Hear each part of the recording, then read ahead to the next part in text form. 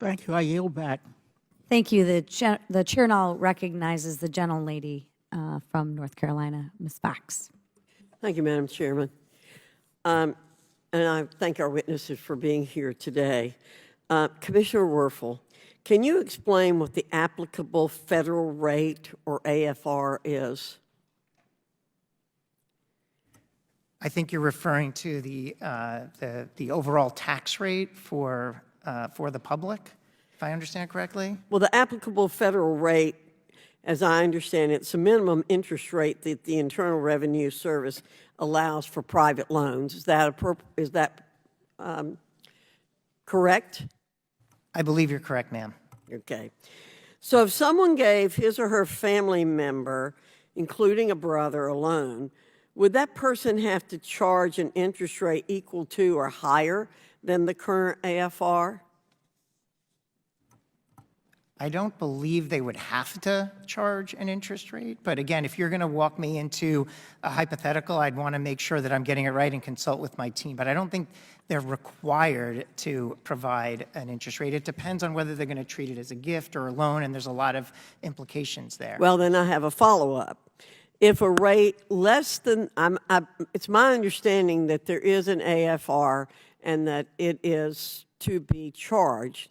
But if the rate is less than the AFR, so if it's somebody gives you a loan and they don't charge you an interest rate, then the loan is technically a gift, which carries certain tax implications. Is that correct?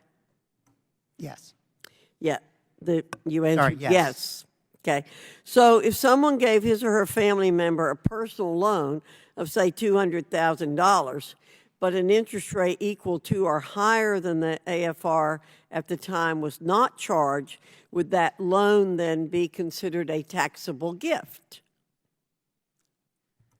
Again, you're getting into a hypothetical where I'd want to know a lot of other facts and have kind of expert accountants with me advising. So I think it's dangerous for me to say yes or no unequivocally on a fact pattern where I'd probably need a lot more information. There might be other countervailing factors in play that would impact the... Well, now what kind of countervailing factors would you hypothesize?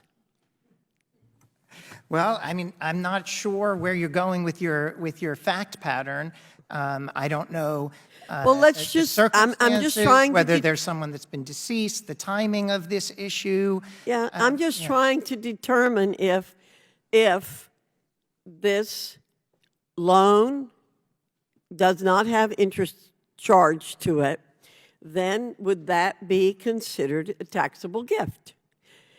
And other factors may come into play, but is it a taxable gift? I don't know the amount. For example, there is a well, I used $200,000. Okay, fair enough. Again, at risk of walking through a hypothetical where I don't know the facts, as a general matter, yes, there's a tax. You're describing a situation that may have a taxable event. Okay, great. Glad we were able to establish that. So, next, the so-called Inflation Reduction Act gave the IRS an additional $80 billion in funding, and you've been talking about that. I think we can all agree that that's an incredible amount of money, right? That's a lot of money, isn't it? It is. Even in today's day, way of judging money. So even after Congress trimmed this amount down to nearly $60 billion in the Fiscal Responsibility Act, how many new agents does the IRS plan to hire? So we are hiring. Your mic's not on. We're hiring not just agents, we're hiring customer service reps, accountants, agents. We have published our 3-year view of staffing, which I'm very confident on because I can make key assumptions about needs and market trends. Okay, let me ask you. We are at 90,000 today, and I think over the next 3 years, we should be over 100,000, but not much over 100,000. Okay, so how many tax enforcement agents out of the ones that you've planned to hire would there be in that 3-year plan? I might have that number on me, Congresswoman. I'm about out of time. Yeah. We should be hiring about 8,000 total, if I'm reading my charts correctly, by the end of 2025. Okay. So you've previously stated the IRS would not target taxpayers earning below $400,000 per year. How can we be sure that the new IRS agents and tax enforcement resources will not go to targeting middle-class taxpayers and small businesses?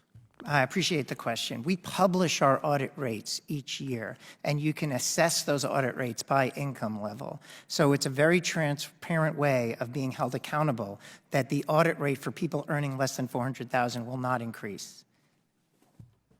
So you are guaranteeing that you will not increase the number of audits of people making less than $400,000 That a year. is my marching order to the IRS, and if we fall short of that, I will be held accountable for it, but we will publish those rates.